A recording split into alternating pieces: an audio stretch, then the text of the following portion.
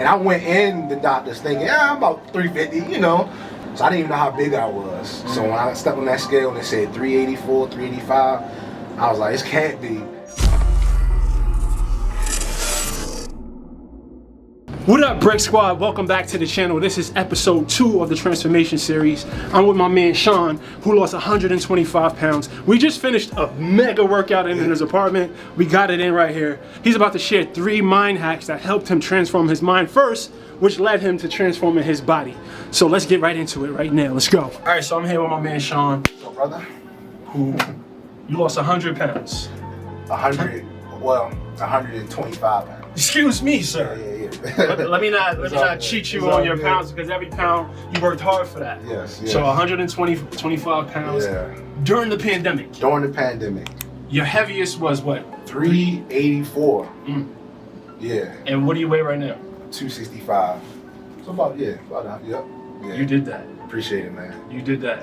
So what led to that moment where you decided to change your lifestyle? I gained most of my weight post football. I played football, played around 330. And that was about two and a half years ago. And let's just say, in that short amount of time, I got up to about 385. Okay. And I was going fishing and doing simple stuff, and my knees were hurting. It didn't feel good. Certain stuff like bending over to tie your shoe, I couldn't even breathe. So the simple things that you never thought about before just became difficult for you to do. Difficult. When did you start your fitness journey? Technically, I started in about December. I didn't even really work out.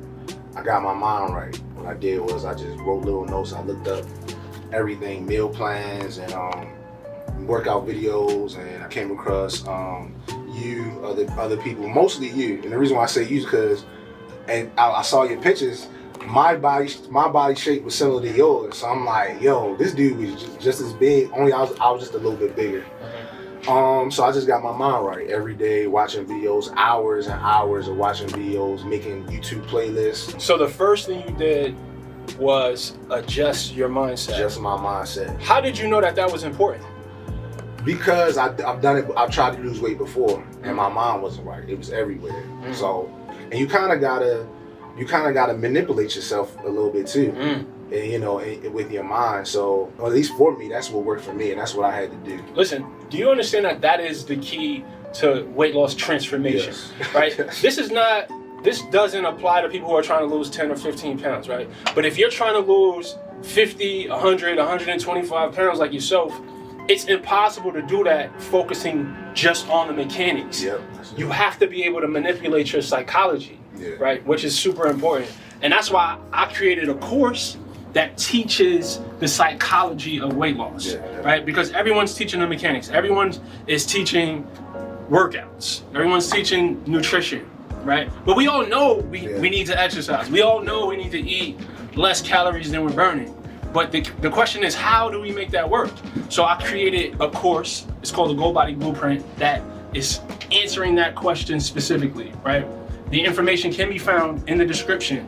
If you want some information, season 1 is dropping January the 4th, right? January the 4th, season 1 of the Gold Body Blueprint. And I'm gonna be personally working with this group. So every week we'll have Zoom calls. For more information, click the link.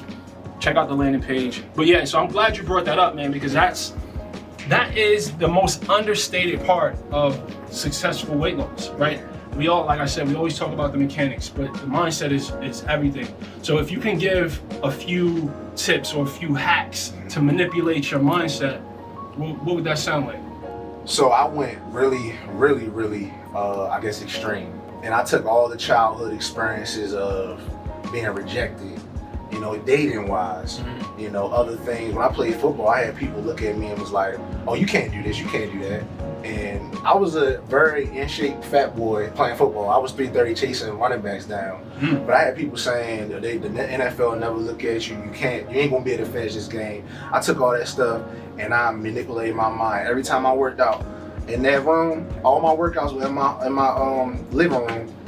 They was all sitting on the couch watching me, talking smack, like the Waterboy movie. And I did that. So you kind of channeled the desire to prove people wrong. Yeah. Right. Definitely. And I think that can be powerful when used, you know, strategically. Yeah. you know? Because I know in your videos you always talk about what works for everybody. That's what worked for me. It might not work for everybody, but I had to do that. I love going out now. I go outside all the time. Before, I never liked going out. I just didn't have confidence, and that's kind of how it was for me at that moment. All right, so take me through the process of transforming your mindset. I kind of obsessed for a while. What I mean was, I told myself I gotta do this. And I'm like, what do I need to do this? So I kind of took a couple weeks to figure it out, and I basically I call it like my Sean's tips, my own tips for myself, Sean's tips to succeed. And I did everything. I got my music playlist right. I got what I needed, to eat, clothes, the time I'm workout, the videos that I need to watch before and after, all that stuff. Water. With post meal. So talk to me about some of your worst memories of being overweight. I had developed GERD, and a lot of people don't know that's like a form of acid reflux. I went to the doctor, which is, again, I never wanted to be around a scale. I was big guys, so I didn't even know how big I was. So when I stepped on that scale and it said 384, 385, I was like, this can't be. And I went in the doctor's thinking, I'm about 350, It wasn't like that. So, that was one instance. Another instance was just never went to the pool, never took my shirt off. Just different stuff with just, dating, not wanting to talk to, not. So so do you feel like your weight affected your confidence? Oh, it definitely did. 100%. I didn't even take any pictures. So doesn't it feel good, bro? It feels so good. I think I'm getting goosebumps, man. That's like one of the most powerful differences. Yeah. The new body, the level of confidence is through the roof, and that affects every part of your life, man. Yeah. So how much did the medical condition inspire you to change your lifestyle? It was, like I said, it was other things, but it was like the icing on the cake. That was the straw. The straw. I had to sleep sitting up for 3 months. I had to prop my legs up on something, put my comforter on. I couldn't eat certain things, and a lot of acid stuff, pasta sauce, soda. I couldn't do that, and that made me realize how toxic my relationship with food was. So it sounded like you took ownership of that, right? I took ownership. So because I notice a lot of times people don't start taking their weight loss serious until their life is in danger. Right. Yeah. So do you feel like that's true for you? Had you not, experienced that level of discomfort with your health, do you think you would have been able to push and get this done? I wouldn't. I sit there and told myself, I'm burping like that. Again, all day, 24 hours. I can't live like this for the rest of my life. And I've heard stories about people that they've had it for years and years and years. I'm like, I can't. And at one point, I'm being totally transparent. I said, if I keep this, I might kill myself. I said, I cannot, because you can't really breathe neither. And you spitting up, that acid, and you feel like you got a burp. And at one point, it was hurting. So the funny thing is, I didn't know if I had a heart attack or GERD because it feels the same. Your chest is burning, it's hurting. So I'm like, I don't know if I'm having a heart attack or GERD or not. And that was everything else was bad. That was the breaking point. I was like, nah, son. You can't live like this. So you mentioned having a toxic relationship with food. Yeah.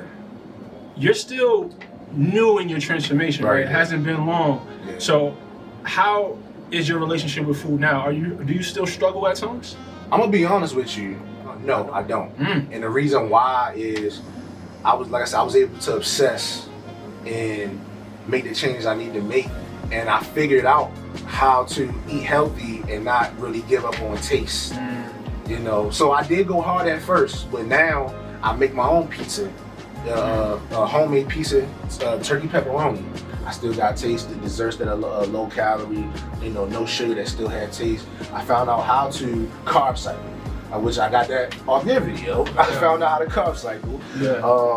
So it sounds like the key to your success in sustainability right now is you didn't cut things out.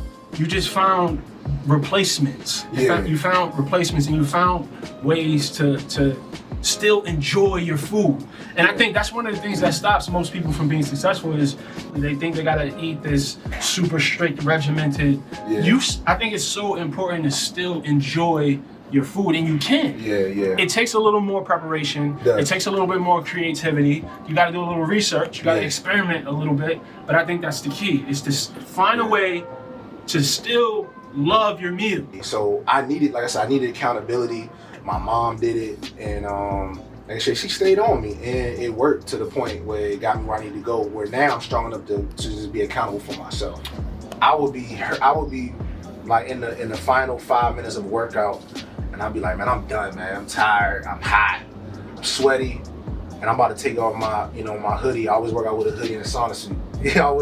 I'll take that off, and I'll be like, nah, bro. I'm like, and I look over, and the person that did me wrong, they right there laughing. I'm like, oh, I'm gonna finish this. You thought it was over? Nah, I had to do it. I know it sounds funny. Nah, bro, because that's real. You have to play mind games with yourself sometimes, because your body is gonna quit way before your mind is gonna quit. You feel me? So that's a powerful tip for people, man. Like, visualize your biggest haters watching you. Are you gonna give up while your biggest hater? Your biggest hater is watching you. You probably won't. You feel me? I won't. And it gave me an extra edge. It's kind of like when they joke, like when you at the gym and your girlfriend walk in and you start playing a little harder, or the dude that that it might be your rival. I had to do that. I had to envision everybody. But isn't it funny how, in the moment, right, you'll feel like, I have nothing left, right? But like you said, an attractive woman walks in.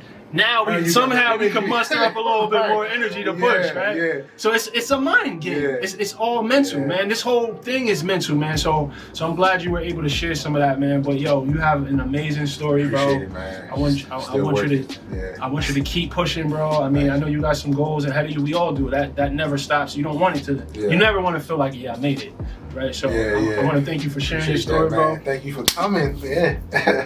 All right, let's go work out. Yeah, let's go. Let's get it. What's up, y'all? So look, we're about to get a workout in right here in Sean's apartment.